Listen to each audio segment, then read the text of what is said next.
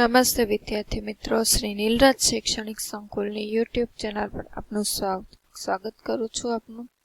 આજે આપણે ધોરણ 10માં ગણિત વિષયમાં સંયોજિત ઘન પદાર્થોનું ઘનફળ વિશે અભ્યાસ કરવાનો છે. આગળના લેક્ચરમાં આપણે સંયોજિત ઘન પદાર્થોનું પૃષ્ઠફળ એના વિશે અભ્યાસ કર્યો હતો. કોરોનાને લીધે તમને ખબર છે કે તમારો કોર્સ 70% થઈ ગયો છે, 30% કાઢી નાખવામાં આવ્યો છે. એમાં આપણે તો કે 13.3, 13.1, 2 ને 13.3 જ ભણવાનું છે. સંયોજિત ઘન પદાર્થનું પૃષ્ઠફળ ને ઘનફળ અને સ્વાધ્યાય 13.1 ને સ્વાધ્યાય 13.2 ઉદાહરણ 1 થી 6 છે. ઉદાહરણ નંબર 7 પણ હું તમારે કોર્સમાં નથી. આપણે કેમ સંયોજિત બે પદાર્થો ભેગા 2 કે 3 કરીને એનું પૃષ્ઠફળ કે બનાવવા કેટલું વસ્તુ વપરાય, એવી રીતે તો કે સંયોજિત પદાર્થ ભેગા કરીએ એવું ઘનફળ એટલે શું, તો કે અંદર કેટલી વસ્તુ સમાઈ શકે. 9મા ધોરણમાં ઘનફળ તો આપણે ભણી જ ગયા કે એની કેપેસિટી બધા સંયોજિત ઘન પદાર્થના ઘનફળના સૂત્ર. નળાકારનું ઘનફળનું સૂત્ર શું આવે, તો કે πr²h. આપણે જેમ ઉદાહરણ જોશું, દાખલા ગણશું, બધા આવી જ જશે. શંકુનું તો કે 9માં આપણે પ્રવૃત્તિ કરી, જો તમને યાદ ન હોય તો અત્યારના 9મા ધોરણના જે વિડીયો છે એ બધા જોઈ લેજો. શંકુનું ઘનફળ 1/3 πr²h, કારણ કે નળાકારને ત્રીજા ભાગનું થાય. પછી ગોલકનું ઘનફળ આવે તો શું આવશે, 4/3 πr². પછી અર્ધગોલક હોય તો ગોલકમાં 4 ભાગ હોય તો અર્ધગોલકમાં 4 ની જગ્યાએ શું થઈ જશે, 2/3 πr². પછી સમઘનનું ઘનફળ આપણને ખબર છે, લંબાઈનો ઘન અથવા L×L×L. લંબઘનનું ઘનફળ પૂછે તો શું આવે, તો કે લંબાઈ, L એટલે લંબાઈ, B એટલે પહોળાઈ અને H એટલે ઊંચાઈ. તો તમને ખ્યાલ જ છે, L×B×H. તો આટલા સૂત્રો બધા આવશે સંયોજિત ઘન પદાર્થમાં. તો ઉદાહરણ 5 છે કે શાંતા શેડમાં એક ઉદ્યોગ ચલાવે છે. આ શેડનો આકાર અહીંયા આપેલો છે. કેવો છે, તો કે લંબઘન ઉપર અર્ધ નળાકારથી બંધ છે. કેવો નળાકાર, તો કે અર્ધ નળાકાર. હવે તે શેડના પાયાનું માપ આપ્યું છે 7 મીટર ને 15 મીટર, એટલે લંબાઈ ને પહોળાઈ આપી છે. અને નળાકારની ઊંચાઈ કેટલી આપેલી છે, તો કે 8 મીટર. તો આ શેડમાં સવાતી હવાનું ઘનફળ શોધો. ઉપરાંત શેડમાં તો કે મશીનરીના કુલ ભાગનું ઘનફળ 300 ઘન મીટર ને 20 કારીગરો પૈકી પ્રત્યેક કારીગરે રોકેલી જગ્યાનું ઘન મીટર 8 છે. તો શેડમાં કેટલી હવા હશે એ પણ શોધવાનું છે. પહેલા ખાલી હોય ત્યારે, પછી તો કે વ્યક્તિ હોય ત્યારે. પાઈની કિંમત 22/7. હવે પહેલા તો શેડની હવાનું ઘનફળ, કારીગર ને મશીન ન હોય ત્યારે. તો લંબઘનની લંબાઈ, પહોળાઈ અને ઊંચાઈ કેટલી છે, 15, 7 અને 8. જો અહીંયા તમને કહી દીધું કે આ પાયાનું માપ એટલે લંબાઈ અને આ પહોળાઈ, અને લંબ ઘનાકારની ઊંચાઈ એટલે આખો ભાગ છે એની ઊંચાઈ છે 8 મીટર. એટલે આ સંયોજિત ઘન પદાર્થ શું થશે, લંબઘન પ્લસ શું કીધું છે, અર્ધ નળાકાર કીધું છે. નળાકારનું ઘનફળ કેટલું છે, આટલું. અર્ધ નળાકાર કે એટલે 1/2 કરી નાખો, અથવા તો ભાગ્યા અને 2 કરો એટલે અર્ધ નળાકાર થાય. હવે લંબઘનનું ઘનફળ શોધવાનું સૂત્ર તો કે લંબાઈ, પહોળાઈ અને ઊંચાઈ. અને નળાકારનું તો આપણને ખબર શું છે, તો કે પાઈ એટલે 22/7 r. નળાકારની ત્રિજ્યા શું છે, પાયાનું માપ આ 7 મીટર છે, આ લંબાઈ. તો આ 7 મીટર હોય તો આ નળાકારની ત્રિજ્યા કેટલી થશે, આ વ્યાસ થાય ને એનો. લંબાઈ 7 મીટર છે તો એની ત્રિજ્યા શું થશે, 7/2 એટલે r², 7/2, 7/2.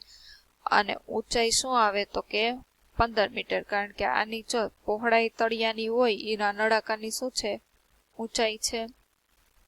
તો અહીંયા અંશમાં ને છેદમાં 7 કેન્સલ થઈ જશે, 2 4 શું થઈ જશે, 8. પછી અહીંયા 2 છે એ 11 વધશે શું, તો કે 15 × 15 225, 11 × 4 44, 44 × 7 એટલું બધાને ગુણાકાર કરશો 1128.75. આ તે કે વ્યક્તિ ન હોય ત્યારે છે. હવે તો કે ઉપરાંત શેડમાં મશીનરીના ભાગનું ઘનફળ કેટલું આપ્યું છે? તો કે 300 ઘન મીટર. અને 20 કારીગરો પૈકી પ્રત્યેક કારીગરે રોકેલ જગ્યાનું ઘનફળ આ છે, એટલે 0.08 ગુણ્યા 20 કરશો એટલે આ પ્રત્યેક કારીગરે રોકેલું ઘનફળ આટલું છે. અને આ તો કે મશીનરીનો, એટલે ટૂંકમાં મશીન ને કારીગર દ્વારા રોકાતું કુલ ઘનફળ આટલું થશે. હવે શું કીધું? તે શેડમાં કેટલી હવા હશે કારીગરો હોય ને મશીન હોય ત્યારે? તો કે ખાલી હતું ત્યારે આટલી હવા હતી. હવે કારીગરો અને મશીનો આટલી જગ્યા રોકે છે, બેયનો સરવાળો. એટલે જે ખાલીનું મળ્યું હતું એમાંથી આ બાદ કરી નાખશો એટલે તમને જવાબ મળી જશે. ઉદાહરણ 6 કે એક જ્યુસ વેચવાવાળો તેના ગ્રાહકોને આકૃતિમાં દર્શાવ્યા પ્રમાણે જ્યુસ આપતો હતો.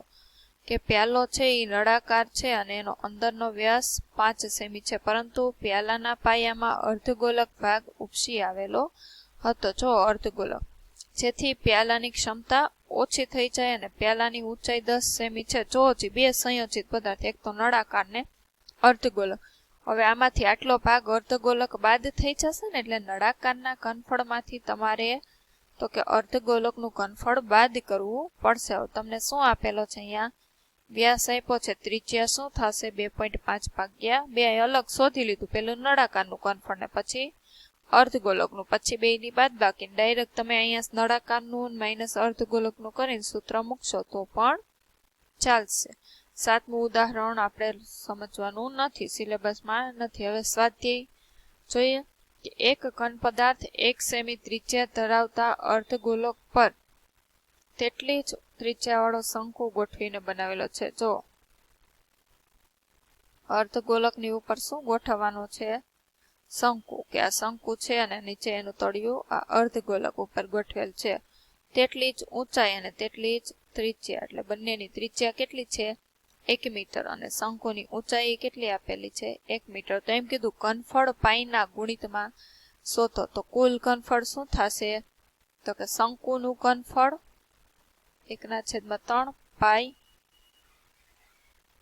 r²h અને પ્લસ અર્ધગોલકનું 2/3 પાઈ r નો ઘન. હવે જો તમને શું આપેલું છે? ઊંચાઈ શંકુની 1 આપી, ત્રિજ્યા 1 આપી. કિંમત મૂકી દો 1/3. પાઈના ગુણિતમાં કીધું એટલે પાઈની કિંમત મૂકવાની નથી. 1² ગુણ્યા 1 પ્લસ 2/3 પાઈ અને 1 નો ઘન. જો હજી બેમાં સરખું શું છે? પાઈ અને 1/3 નીકળી ગયું છે. આનો ગુણાકાર કરશું તો 1 ગુણ્યા 1 એટલે વધશે શું? ખાલી અહીંયા 1 અને પ્લસ અહીંયા 2/3 હતું એટલે આના આમ થઈ ગઈ 1/3. આપણે જોઈએ ને 1/3 પ્લસ 1/3 આવી રીતે. એટલે ટૂંકમાં શું થાય? એને તમે અલગ કરીને લખશો ગુણાકાર સ્વરૂપે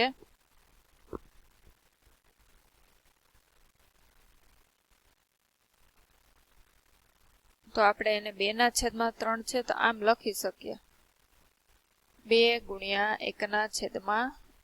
એટલે 1/3 નીકળી ગયું. વધ્યું શું ખાલી? તો કે 2 ગુણ્યા 1 એટલે શું થાય? 2. હવે π/3 2 ને 1 કેટલા થશે? 3 3 શું થઈ ગયું? કેન્સલ. તો શું મળશે કિંમત એની? તો કે ખાલી પાઈ. પેલા દાખલાનો જવાબ મળશે પાઈના ઘનફળ, પાઈ ઘન સેમી. હવે બીજો છે એન્જિનિયરિંગનો વિદ્યાર્થી રસેલે નળાકારના બંને છેડે પાતળી એલ્યુમિનિયમની શીટમાંથી શંકુ આકાર બેસાડીને બનાવેલો આકાર છે એક નમૂનો. કે નળાકાર છે એના બંને છેડે શંકુ બેસાડીને એક નમૂનો તૈયાર. બંને છેડે કીધું એટલે બંને છેડાના આકાર આવો નમૂનો તૈયાર કરવાનો છે. આપણે રોકેટ જેવું કહી શકીએ. હવે એમ કીધું નમૂનાનો વ્યાસ આપ્યો 3 એટલે એની ત્રિજ્યા કેટલી થશે? 3/2 લખી શકશો. બેયની ત્રિજ્યા સમાન જ હોય 3/2 લખો અથવા 1.5. 5 અને નમૂનાની આખા નમૂનાની લંબાઈ કેટલી આપી છે 12 સેમી। હવે તમને શંકુની ઊંચાઈ આપેલી છે એટલે આટલું થશે ને 4 છે। જો હજી નળાકારની ઊંચાઈ તમને શું મળશે? આપણે નળાકારની ઊંચાઈને શંકુની ઊંચાઈને સ્મોલ h કહી દઈએ 4। તો નળાકારની ઊંચાઈ કેપિટલ H શું મળશે?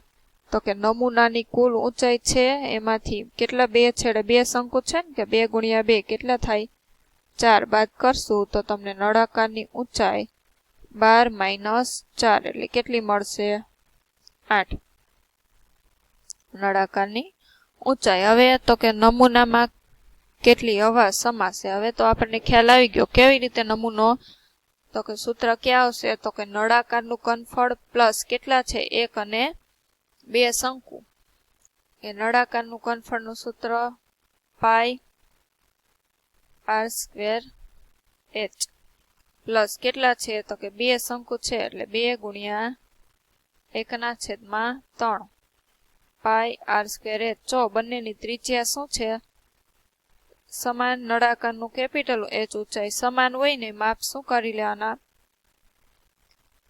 સામાન્ય।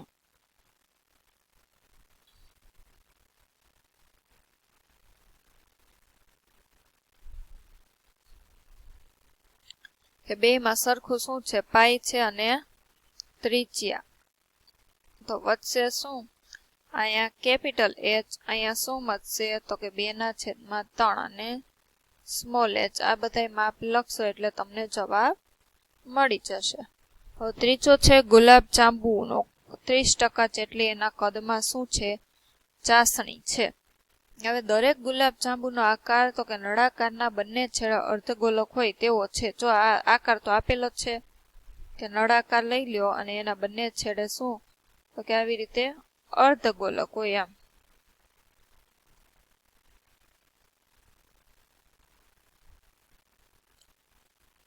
આપણે ઊભો ગુલાબજાંબુ કરીએ કે આડો કોઈ પણ જેમ તમે કરો એ આકાર દોરીએ।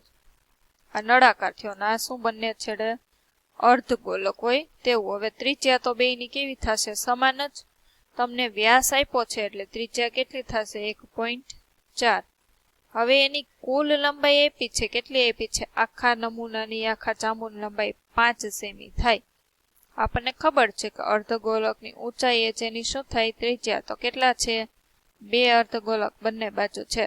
તો નળાકારની ઊંચાઈ શું થાય આટલી થશે ને કે 2 અર્ધગોલક બાદ કરશો એટલે નળાકારની ઊંચાઈ h શું થશે તો કે 5 -